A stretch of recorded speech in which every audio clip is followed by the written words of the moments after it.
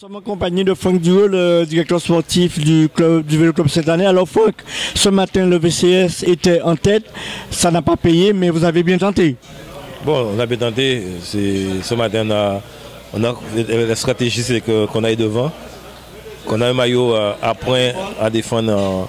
Il fallait prendre des points et ça a été fait. On a pratiquement pris les trois points chauds qu'il y avait. Ça a été fait par nous, notamment par Nacto et Sablon. On était à l'avant aussi, on voulait que si l'échappée arrive au pied de la montagne, à plus de 3 minutes, qu'on arrive à basculer jusqu'à Pointe-Noire. On a tenté, mais on est arrivé jusqu'à Vieux-Habitants. Et après Vieux-Habitants, bon, les plus costauds sont arrivés et ça a changé la donne. Et bon, c'est les coureurs qui font la course. Hein. Mais quand même, depuis le début du tour, on monte le maillot, on est devant, on est d'attaque. Et je pense qu'avant la fin du tour, les 3 derniers jours, ça va payer un jour. Alors j'allais vous poser la question, à quand la victoire d'étape? La victoire d'étape, il le faut. Il y a des étapes qui est peut-être à la portée des Guadeloupéens et je dirais si à portée des Guadeloupéens, c'est à portée des coureurs du VCS. On fera notre possible pour que une de ces deux étapes soit sous Sainte-Anne. On fera notre possible et je le souhaite.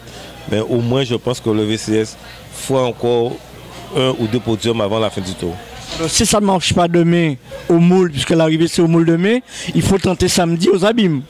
Même si ça marche demain au moule, on va encore tenter samedi. Bon, je pense que sous le tour, l'objectif quand même, c'est qu'on soit bien vu, qu'on soit compétitif. Pour le moment, je pense que c'est un bilan positif pour nous.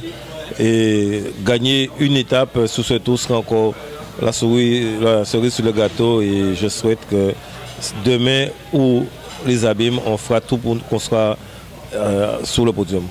Alors Franck, donne-nous des nouvelles de Joachim Perrin. On sait qu'il a chuté à l'étape de la première étape, le samedi. Donne-nous de ces nouvelles. Comment le genou, comment ça va? Bon, aujourd'hui, il avait le rendez-vous avec le médecin et les résultats du médecin, je pense qu'il doit se faire opérer.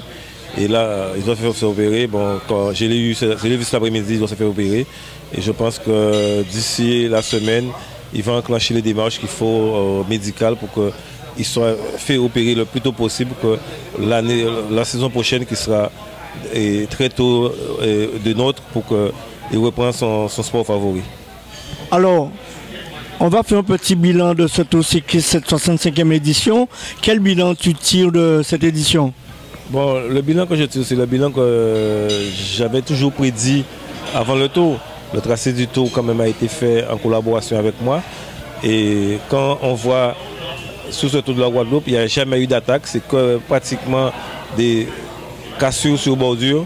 C'est un tour qui paraît montagneux, mais quand même, avant dans la montagne, il faut rouler, ou alors en sortant de la montagne, il faut rouler énormément. Je pense qu'il faut avoir une grosse écurie, une grosse équipe pour remporter ce tour. C'est vrai qu'il faut un coureur costaud, mais autour de ce coureur, il faut une grosse équipe.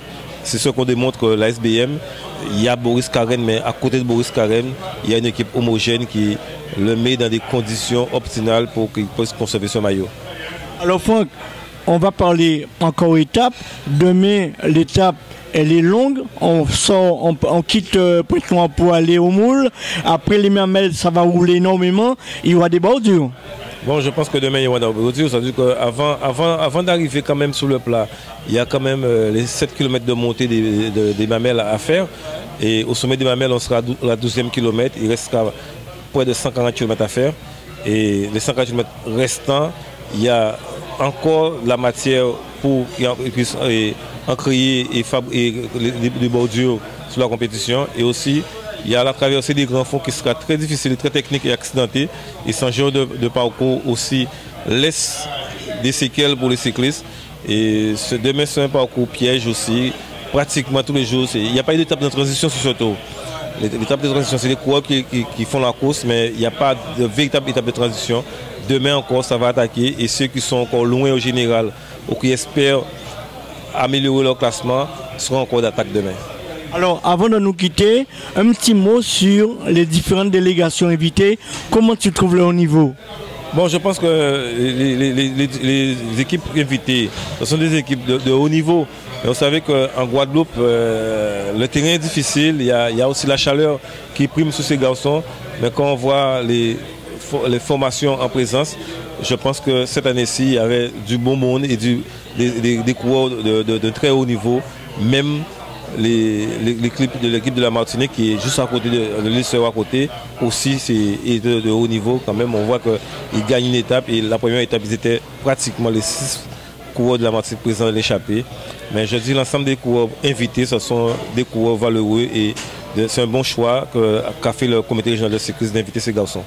Merci Franck et bonne chance au monsieur. Ok, merci. Bye.